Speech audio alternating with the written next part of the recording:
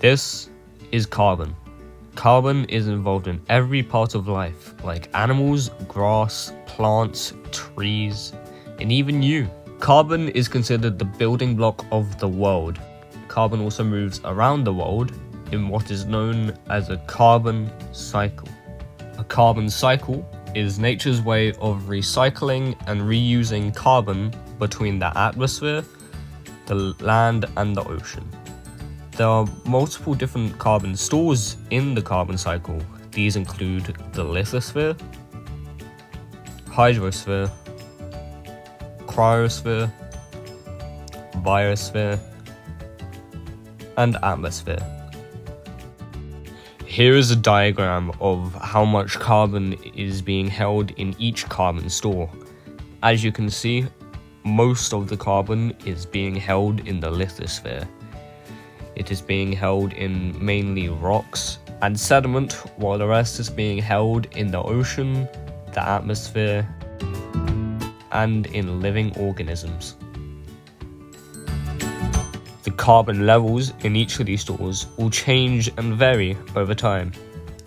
Let's use the lithosphere as an example. The lithosphere is a solid outer part of the Earth. It is the uppermost part of the crust and the mantle. The only way it can get its carbon is through decaying animals, because as I said earlier, all life form is made up of carbon. So when a living organism, let's say a rabbit, dies and decomposes, it releases all of its carbon it was previously holding. All this previous carbon is then sequestered and absorbed into the ground and travels to the lithosphere.